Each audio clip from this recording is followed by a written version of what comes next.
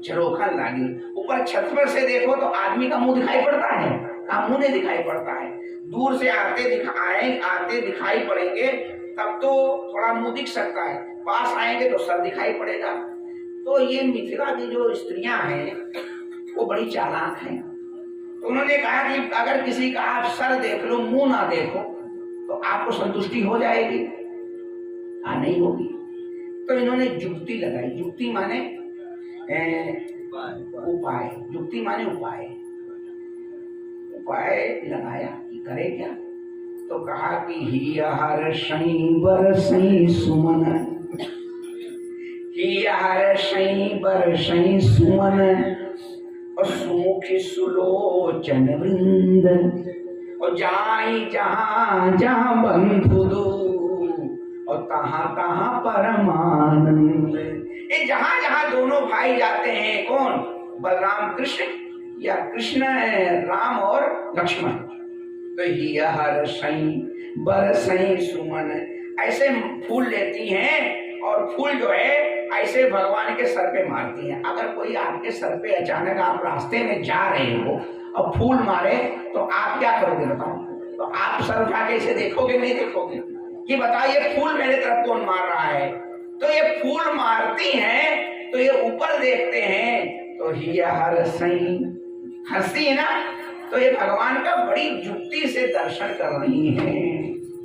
एक संत कहते तुम झूठ बोल रहे हो। ये भाई अगर कोई हमको पता लगे कि हमारे घर गली में कोई आने वाला है तब तो हम फूल घर में रखेंगे, हम तो तब फूल घर में रखेंगे।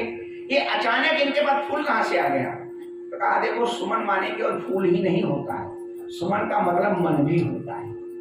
सुष्ठुर सुष्ठुर मना सुमना, यानी जो सुंदर मन है उसी का वर्णन कर रहे हैं। और भगवान जो है क्रिया को नहीं देखते हैं, भगवान पदार्थ को नहीं देखते हैं, भगवान तो मन को देखते हैं। तो ही हर्षै बरसै सुमन, और सुमुखी सुलोचन वृंद, और जाई जहां जहां बंधु दो, तहां तहां परमानंद। वृंदावन बिहारी लाल की। तो राम जी युवती भवन झरोखन लागी। आज ये सारी जो मथुरावासी हैं स्त्रियां, ये भी भगवान का दर्शन करती हैं। ये जो है राम जी, ये भी भगवान का दर्शन करती हैं, ठाकुर जी का दर्शन करती हैं। ठाकुर जी ने रात्रि विश्राम किया, सुबह उठे और भगवान जो है यमुना में स्नान किए। तो ये जो सारे के सारे ब्रजवासी भगवान के साथ ग्वाल बाल आए थे, तो इन्होंने भगवान कन्हैया से कहा, कन्हैया भाई हम मामा के घर आए हैं और हम सब लोग इतने घर से गरीब हैं कि हमारे पास अच्छे वस्त्र तो हैं नहीं पहनने के लिए। अगर मेला ठेला में जाया जाता है तो आदमी क्या करता है बताओ? बढ़िया बढ़िया कपड़े पहनता है। हमारे पास में तो कपड़े भी नहीं हैं और पैर में पहनने के लिए जूता भी नहीं है। भगवान जब तक ब्रज में रहे, जब तक ठाकुर जी वृंदावन में गोकुल में रहे, तब तक भगवान ने कहते हैं कि अपने पैरों में जूते नहीं पहने। ठाकुर जी ने सिले हुए वस्त्र नहीं पहने। क्यों नहीं पहने? कि जो मेरी गैया मैया है, मेरे जो ग्वाल बाल हैं, वो कैसे रहते हैं? कहाँ? वो नंगे पैर रहते हैं। भगवान ने कभी भी अपने ऐश्वर्य का प्रदर्शन जब तक ब्रज में रहे तो भगवान कंटक ही करते, मतलब नंगे पैर ही चलते रहे। भगवान नंगे पैर रहे और कभी भी भगवान ने ब्रज में रह करके सिले हुए वस्त्र नहीं पहने। हमेशा भगवान ने जो है एक दुपट्टा लिया, एक डंडा लिया, बंसी को धारण किया और मुकुट नहीं लगाया। सदैव भगवान ने जब तक ब्रज में रहे तब तक भगवान ने मोर मुकुट लगाया। कहने का अभिप्राय क्या है कि भगवान ने कभी अपने ऐश्वर्य का प्रदर्शन नहीं किया। आज ये जो इनके साथी हैं, ग्वाल बाल हैं, भगवान से कहते हैं कि आप मामा के घर में आ गए, हम लोग मेला देखने चले, तो कन्हैया कुछ ऐसा जुगाड़ कर कि हमारे पास भी अच्छे अच्छे कपड़े हो जाएं, नहीं तो मामा के यहाँ लोग क्या कहेंगे कन्हैया के जितने मित्र आए वो सारे जैसे के तैसे हैं। भगवान ने कहा चिंता ना करो। यमुना के किनारे भगवान ने जैसे देखा तो वहां पर जो कंस का क्या था, धोबी था। तो धोबी जो है कंस के कपड़े को धो धुल रहा था। तो भगवान ने कहा कि भाई मामा के घर में कहीं जाओ, मामा के गांव में जाओ तो सब क्या लगेंगे, मामा ही लगेंगे। कोई मामा लगेगा, कोई नाना लगेगा। और मामा के यहाँ जाने के बाद में जो भांजा होता है उसको किसी को भी मामा बोलने में, कोई चीज मांगने में संकोच नहीं होता है। भगवान ने इसी भावना से कहा मामा, तो कहा मैं तुम्हारा मामा लगता हूँ, तुम नहीं मुझको जानते हो, मैं महाराजा अधिराज कंस का जो है सबसे प्रिय धोबी हूँ। तो कहा हाँ ये तो मैं जान रहा हूँ मेरे मामा, तो मामा क्या भाई लगता है या वो लगता है, मेरा मामा ही हुआ जा करके। तो कहा बताओ, उसने बड़ी टेढ़ी नजर से कहा बताओ क्या काम है। तो कहा कि यदि आप चाहते हो तो ये जो मेरे इष्ट मित्र हैं, सहयोगी हैं, साथी हैं, इनको आप जो है कपड़े, उसने बड़े अपशब्द कहे। भगवान ने कहा जय सीताराम, एक तमाचा लगाया, बोल जय सीताराम हो गया। और जितने भी कपड़े थे वो कहा खूब अपने हिसाब से आप लोग पहनो। जैसे भगवान ने जब विभीषण जी ने लंका में राम जी ने विजय प्राप्त कर ली ना, तो बड़ा वस्त्र आभूषण लेकर के आए और उन्होंने कहा कि ये आप वानरों में बांट दो। तो भगवान ने कहा ऐसे बांटेंगे कब तक हम, ऐसा करो कि तुम आसमान में जाकर के इनको छोड़ दो, ये अपनी अपनी इच्छा के अनुसार में उनको स्वीकार कर लेंगे। ठीक इसी प्रकार से भगवान ने उस धोबी को समाप्त किया, उसका नाम सुदामा था, सुदामा नाम से धोबी को समाप्त कर दिया। और भगवान ने कहा कि ये कपड़े पहन लो। अब वो कपड़े किसके थे, वो बड़े बड़े राक्षसों के कपड़े थे, बड़े बड़े लोगों के कपड़े थे। अब ये बेचारे ब्रजवासी बड़े सीधे साधे, तो उन्होंने जो है कपड़ों में जहां पर हाथ डालना था वहां पैर डाल दिया। किसी ने पैर भी डाला तो वो इतना इतना लंबे लंबे, कन्हैया देखो मैं कैसे लग रहे हैं। अरे कहा पूरे चौकड़े लग रहे हैं वो कपड़े पहनने के बाद में। यानी कि उन कपड़ों के पहनने की प्रतिक्रिया का भी उनको ज्ञान नहीं था। और जब कोई कपड़ा आप नहीं पहनते हो, उसकी जानकारी ना हो, एक बार क्या हुआ कि लोगों ने कहा टाई लगा लो हमसे। अब हम कभी टाई लगाए नहीं, अब टाई लगाने के लिए टाई लगाने का ज्ञान नहीं हुआ तो कैसे टाई लगा लोगे। तो टाई इतनी बड़ी गमछे जैसी टाई, अब उसको लगाने के लिए अगर कोई आपसे बोल दिया तो आप टाई की गांठी नहीं लगा सकते, क्योंकि आपने कभी लगाई ही नहीं है। अब हम लोग धोती कुर्ता पहनने वाले, कोई सूट पहना दे, टाई पहना दे, तो हमको क्या करना पड़ेगा, ए भैया मुकेश जी, ए भैया फलाने जी, ए भैया दिमागे जी, जरा टाई बना दो आकर के। लोगों को आपने देखा नहीं देखा, लोग जिसको नहीं पता होता है वो क्या करता है। और अब किसी को मान लो हम जाते हैं जजमान के यहाँ, अब उसको धोती पहनना नहीं आता है, तो हम कहते हैं जजमान जी ये पैंट पहन के पूजा नहीं होगी। तो कहता फिर महाराज ऐसा करो धोती पहनो, तो पैंट खोल के खड़ा हो जाता है सामने। महाराज धोती पहनना, तो आप समझे नहीं समझे, तो क्या करता है कि धोती पहना दो। अब कहते कोई चिंता नहीं, चलो उनको धोती पहनना सिखा देते हैं। तो जिस वस्त्र को पहनने का ज्ञान नहीं होता है तो उसके लिए आदमी जो जानता है, अरे तो कपड़े पहनाने के बहुत बहुत पैसे लगते हैं। ये ब्यूटी पार्लर में तो औरतें कपड़े पहने जो जाती हैं, बताओ कितने कितने पैसे लगते हैं। पिछले साल एक शादी में गया, सुनो बड़ी आश्चर्य की बात, एक तो शादी थी। अब वो कहने लगे कि नहीं शादी आपको ही करानी है। तो हमने कहा आप शादी आदि कराने जाते नहीं है, लेकिन आपकी इच्छा है तो चलो फिर तो विद्यार्थी को पकड़ लेते हैं, शादी करवा देंगे। तो एक पंडित जी को हम साथ में लिए, हमने कहा चलो बस शादी करा दो और हम बैठे रहेंगे, तुम शादी करा देना। गए शादी कराने। आप सुनो, वो लड़कियां शादी वो लहंगों के नीचे पैंट पहने थी। वो लड़की जाती कि वो अधिकारी रही, बैंक में अधिकारी थी और लड़का भी गृह मंत्रालय में अधिकारी थी, बड़ी शादी थी। अब वो जो है लड़कियां क्या की कि वो लहंगों के नीचे पैंट पहनी। तो हम कुर्सी डाले वही बैठी थी। अब हमारे पंडित जी ने कहा, आनंद नाम का एक लड़का था, कहा गुरु जी, मैंने कहा कि हमने कहा बुलाओ लड़की को। बुलाया तो लड़की आई तो वो ऐसे बैठ गई जाकर के। अब वो जीन्स पहले बैठ ही नहीं पाए। अरे हमने कहा बिटिया तुम सही से बैठो, कहीं सही से विवाह होगा। तो कहा हम बैठ ही नहीं पा रहे। हमने क्या बैठ नहीं पा रहे, कहाँ चक्कर वाली है। तो वो थोड़ा लहंगा उठा तो हमको उसके अंदर पैंट दिखाई पड़ी। अरे हमने कहा पैंट क्यों कहा? अरे हाँ गुरु जी। अरे हमने कहा जब पैंट उतारे क्या इसे थोड़ा बैठ पाओगे, इसे शादी होती है। ये सत्य बात है, पिछले साल हम सारे के नहीं बता रहे। तो मेरा कहने का अभिप्राय राम जी क्या है कि आजकल लोगों को वस्त्र कौन पहनना है कौन नहीं पहनना इसका भी जानकारी है। अब वो आजकल जींस इतनी टाइट रहती है, आप उसको पहन के आप ऐसे नहीं बैठ सकते हो।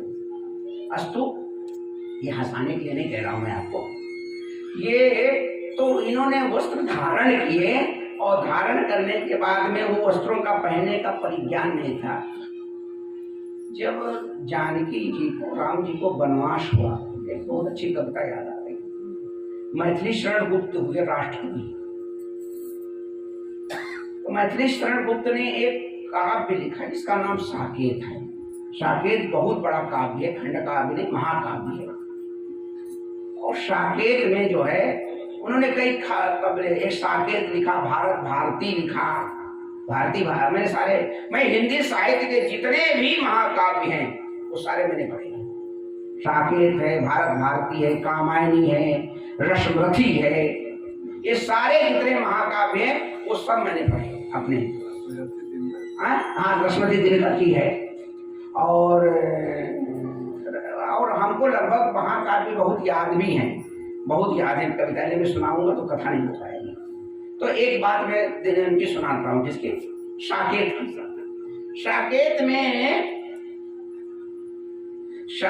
क्या बता रहा था मैं आपको। साकेत में जो है मैथिली शरण गुप्त लिखते हैं कि जब भगवान को वनवास हुआ, तो भगवान को जब वनवास हुआ जाकर के, तो कैकेयी ने बड़ी कठोरता का परिचय दिया और कहा कि तुम वन को जाओगे तो ये राजसी वस्त्र नहीं पहन के जा सकते हो। ऐसे कहती ना, ये राजसी वस्त्र पहन करके तुम वन में नहीं जाओगे, ये राजसी वस्त्रों का तुम यहीं परित्याग कर दो। और कहा कि बलकर वस्त्र पहन करके आपको वन में जाना पड़ेगा। देखो कठोरता, देखो वहां पर की। तो भगवान राम ने क्या किया कि वही माता के सामने अपने राजसी जो वस्त्र थे उनका परित्याग कर दिया। अब जानकी जी तो सबके समाज के सामने तो वस्त्र नहीं बदल सकती हैं, तो जानकी ने वलकल वस्त्र उठाए और उठा करके जो है कहीं अंदर कमरे में गई, भवन में गई। तो जो जानकी ने तो कभी वलकल वस्त्र देखे नहीं थे, तो जहां पर उनको हाथ डालना चाहिए तो वहां पर उन्होंने गला डाल दिया। और क्योंकि वो वलकल वस्त्र पहनने का ज्ञान ना होने की वजह से राम जी को नहीं बुला सकती हैं, तो उन्होंने राम जी को आवाज लगाई, तो भगवान जा नहीं सकते हैं। तो भगवान ने अपनी माँ कौशल्या से कहा कि माँ देखो जानकी क्यों बुला रही है। मर्यादा थी पहले, अगर पुरुष स्त्री बुलाए तो पुरुष नहीं जाते थे, अब तो कोई बातें नहीं, अब तो कहो सीताराम में मामला है। तो माता कौशल्या कहती है, उसको वो लिखते हैं मैथिली शरण गुप्त अपने साकेत काव्य में, बहू बहू माँ चिल्लाई, बहू बहू माँ चिल्लाई, आंखें दोनों भर आई, हाथ हटा ये बलकल है, मृदुतल तेरे करतल है, यदि ये छू भी जाएंगे तो छाले पड़ाएंगे, यदि ये छू भी जाएंगे तो छाले पड़ाएंगे। यानी ये वस्त्र नहीं है, ये विधाता ने तेरे साथ कितना बड़ा अपराध कर दिया है कि तुझको वलकल वस्त्र पहनने का परिज्ञान नहीं है, और ये वस्त्र तेरे एक कठोर, एक सुकोमल बदन में ये कठोर वलकल वस्त्र इतने चुभेंगे, कठोरता की, उसकी निर्दयता की पराकाष्ठा है। तो कहने का अभिप्राय क्या है कि जो वस्त्र होते हैं, हर एक वस्त्र का पहनने का अपना अपना सलीका और तरीका होता है। अगर वो आपको नहीं आता है, अगर हमको कोई कहते पगड़ी बांध लो, लेकिन लोग कहते हैं पगड़ी बांध लो। अब हमको पगड़ी बांधना आते ही नहीं तो कैसे बांध लेंगे जाकर के। तो अस्तु ये जो भगवान के ग्वाल बाल हैं ये क्या करते हैं, ये इनको सबको ज्ञान नहीं होने की वजह से भगवान सब बड़ा आनंद लिए। आगे एक दर्जी ने बड़ी कृपा पूर्वक बुलाया और कहा कि ऐसे तुम लोग जाओगे ना तो लोग देख करके तुमको हंसेंगे। भगवान को बुलाया, कहा हंसेंगे, ये क्या तुम पोंछा झाड़ू सब साथे लगाते जा रहे हो। अब इतने इतने बड़े बड़े कपड़े, वो पैर यहाँ पर पड़े कपड़े वहां घिसने। तो कहा कि उसने बुलाया और बुला करके भगवान के कपड़े जो है ठीक ठाक किए। भगवान ने उसका आशीर्वाद दिया, कहा तुम चिंता मत करो, तुमने हमारे कपड़े ठीक ठाक किए, कलयुग में जाना तो एक एक ड्रेस का तुमको 10-10 हजार रुपए सिलाई मिले। अच्छी बताओ मिलती नहीं मिलती है, मैं झूठ बोल रहा हूँ। अगर आप कपड़े ज्यादा महंगी सिलाई लेते हैं दर्जी तो एक इसलिए मिल गई, कहा ये जो है भगवान का आशीर्वाद है उनको। बोलो वृंदावन बिहारी लाल की। अब भगवान के बढ़िया कपड़े अपड़े बन करके तैयार हो गए। तो भगवान अगर कपड़े अपड़े बन करके सब बढ़िया ठीक से आप तैयार हो जाओ और मस्तक पर चंदन ना लगे, अगर मस्तक पर चंदन, आज आपने चंदन नहीं लगाया जजमान जी, तो कहा अगर चंदन ना लगे तो क्या होता है, तो मस्तका बड़ा सूना लगता है। स्त्री को, सौभाग्यशाली स्त्री के अगर बिंदी सिंदूर ना लगे तो कहा कि वो भी एकदम सूना लगता है। इसलिए हमेशा जो है चंदन लगा कर रखो, मस्ते को कभी सूना ना लगो। अगर ब्राह्मण बिना चंदन के दिखाई पड़ जाए तो उसको देखने से अपराध है। अगर ब्राह्मण जो है बिना चंदन के दिखाई पड़ जाए तो ऐसे ब्राह्मण का अगर आप मुख देख लेते हो सुबह सुबह तो देखने के बाद आपको पाप लगता है। इसलिए ब्राह्मण को सदैव जो है कैसे कहा, चंदन, शिखा, चोटी, यज्ञो, पवित्र, ये सब का पालन करना चाहिए। अब तो लोग उसमें टांग देते हैं, खूंटी में टांग देते हैं। अस्तु बड़ी दुर्गति है भगवान, इस दुर्गति से बचाओ। तो राम जी इसने क्या किया कि भगवान आगे बढ़े और आगे बढ़े तो भगवान क्या हुआ जाकर के राम जी कहा कि एक सैंधरी नाम की जो है दासी थी, तो वो जो है नित्य क्या करती थी राम जी, कहा कि वो जो है रोज चंदन घिस करके और कंस को ले जाती थी। ये सैंधरी नाम की दासी जो है भगवान चंदन घिस करके ले जाती थी। तो इसने भगवान को देखा और ये बढ़िया महार महार महकने वाला मलयागिर चंदन, उसमें कस्तूरी, केसर सब पड़ा हुआ है और वो चंदन कैसा है, महक रहा है।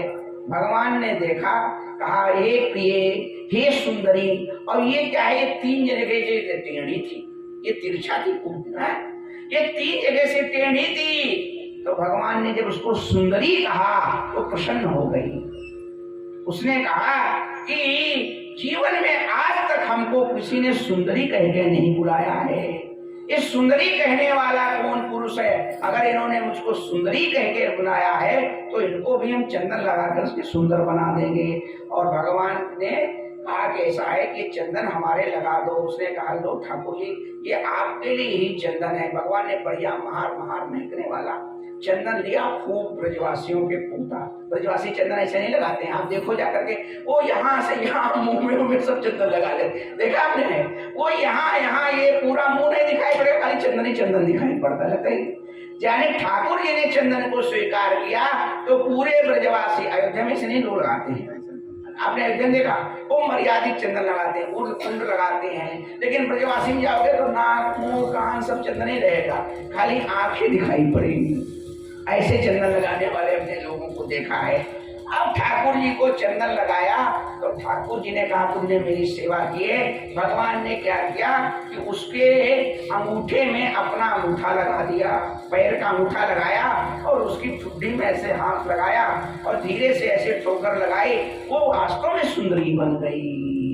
बोलो वृंदावन बिहारी लाल की जय। दास्याहं सुंदरम कंस्या सम्मानम त्रिविक्रमः, कहा कि मैं कंस की सम्मानित दासी हूँ, मेरा नाम सैंद्री है।